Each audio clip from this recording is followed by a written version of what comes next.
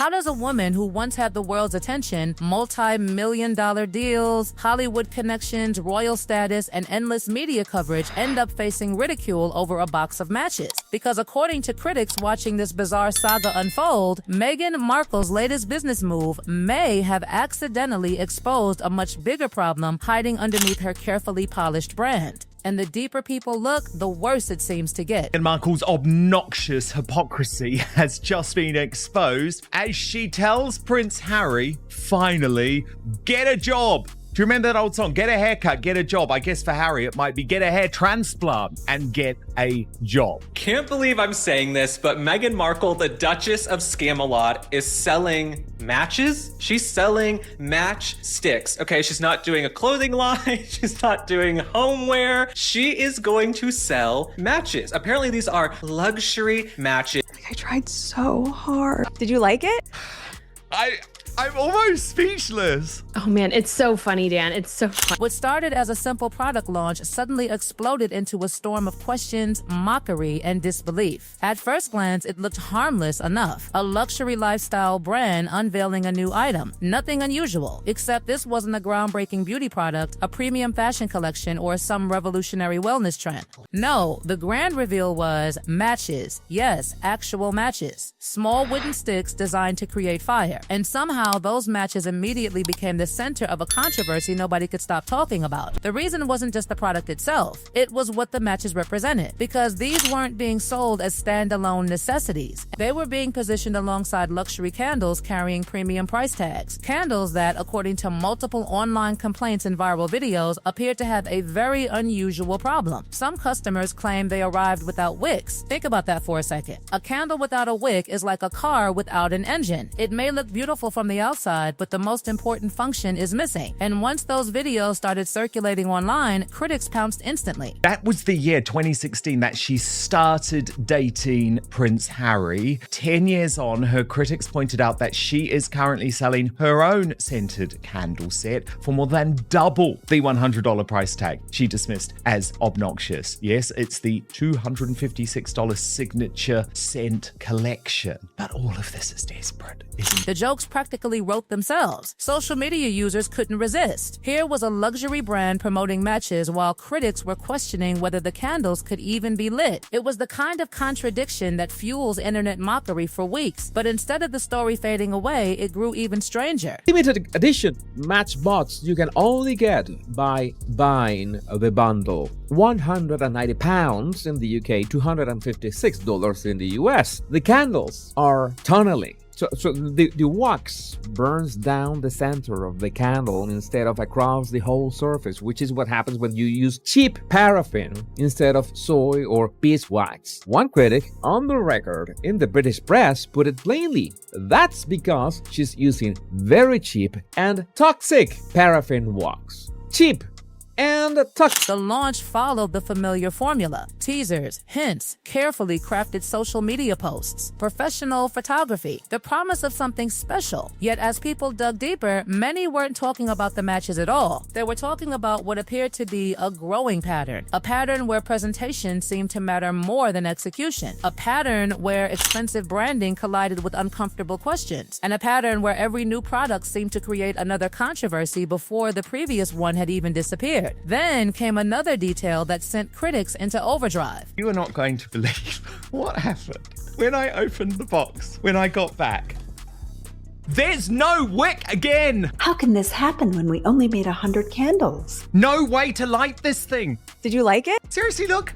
It comes out just like that, and literally no wick. The phrase limited edition began appearing everywhere. Suddenly, ordinary matches were being marketed as something rare and exclusive, something desirable, something luxurious. But critics weren't buying it. Many openly questioned whether exclusivity alone could transform a common household item into a premium experience. Others argued the strategy depended entirely on celebrity status rather than product value. Then came the image, the photograph that many observers still cannot stop talking about. Meghan Markle. She comes running downstairs in the Montecito mansion in her jean booty shorts, and she goes, Harry, I've got a brilliant idea how we're gonna get rich. I'm going to sell matches. I am going to sell matchsticks. And then she runs off. She runs off through the house. And Harry sits there and he goes, I must be really bloody high. Or did my wife just tell me she's selling matchsticks? Matchsticks? Or was it fish sticks? I don't know. So then Prince Harry, he goes over to the phone. Prince Harry, he picks up the phone. Bling, bling, bling. William, I've made a terrible mistake, my brother. She is selling matches. I'm coming home. For some people, the image represented everything they believed was wrong with the launch. It wasn't just what was shown. It was the symbolism people attached to it. Critics saw a brand trying desperately to project elegance while accidentally drawing attention to the very problems customers were already discussing. And then the internet did what the internet always does. It zoomed in, it analyzed every detail, it dissected every photograph, it questioned every marketing decision. And once that happened, there was no putting the genie back in the bottle. The conversation rapidly shifted away from luxury and toward credibility. Was this simply a minor product hiccup, or was it evidence of deeper issues inside the business itself? The debate intensified. Then another wave of criticism arrived. Has been described publicly as cheap and toxic.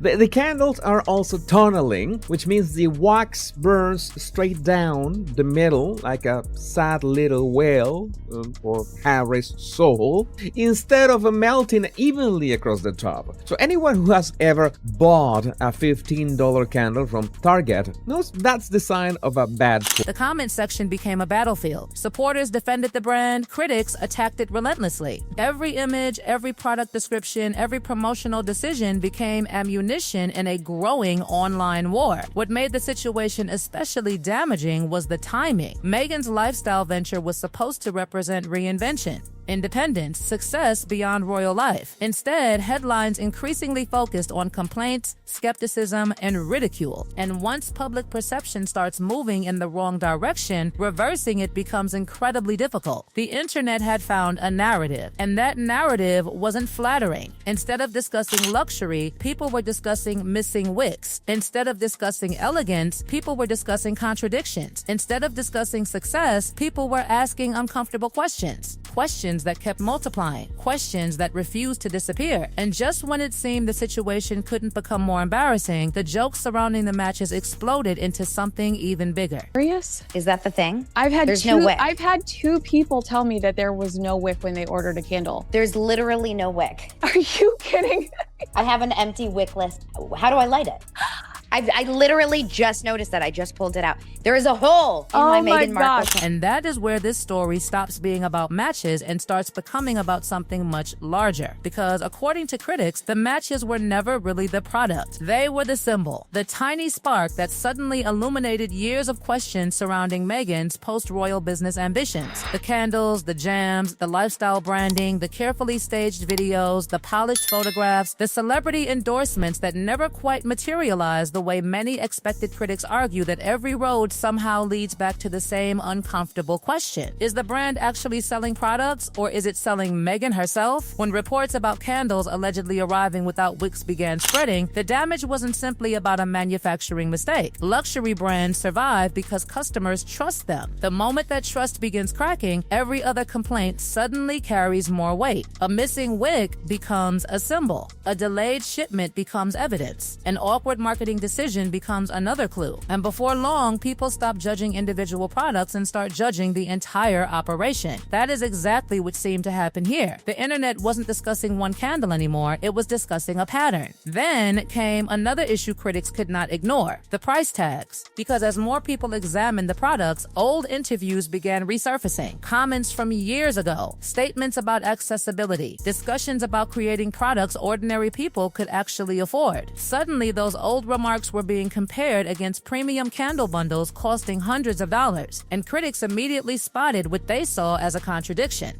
The contrast became impossible to ignore. The woman who once spoke about attainable luxury was now being accused of building a business around exclusivity. The woman who once positioned herself as relatable was now facing criticism for products many ordinary consumers could never justify buying. And then people started revisiting the entire timeline, the trademark issues, the rebranding, the jam launch, the celebrity gifting campaign, the products that appeared briefly before disappearing from public conversation. One one by one, old stories return to life. The internet has a remarkable memory when controversy is involved. Nothing truly disappears. Everything waits, and eventually everything comes back. The criticism intensified further when discussions turned toward return policies and customer service. For critics, that wasn't just a business decision. It became another piece of a growing narrative suggesting the brand expected customers to accept premium prices while offering limited flexibility in return. Meanwhile, social media continued generating fresh jokes faster than the brand could respond. The matches became memes, the candles became punchlines, and the luxury image the company worked so hard to build was increasingly competing against viral mockery. Then came perhaps the most uncomfortable comparison of all. People began comparing Meghan's current products to her own past statements. Words spoken years ago suddenly resurfaced and collided directly with the reality of the present day. And once those comparisons started spreading, the criticism became far more personal. Because now the debate wasn't about candles, it wasn't about matches, it wasn't even about marketing. It was about authenticity. Critics argued that every new launch seemed further removed from the original image Meghan once projected. The relatable figure who promised attainable elegance was being replaced by a businesswoman asking consumers to spend luxury-level money on products they weren't entirely convinced were luxury. Whether fair or unfair, that perception started gaining momentum. And momentum is dangerous. Once public opinion starts rolling downhill, every mistake looks bigger, every contradiction looks sharper, every silence looks suspicious. By the end of it all, perhaps the most astonishing part wasn't the matches, the candles, or even the criticism itself. It was the fact that so many of the problems appeared entirely self-inflicted. Nobody forced the photographs, nobody forced the pricing, nobody forced the branding decisions. The harshest critics kept returning to the same conclusion. If this business was struggling, it wasn't because of enemies, royal conspiracies,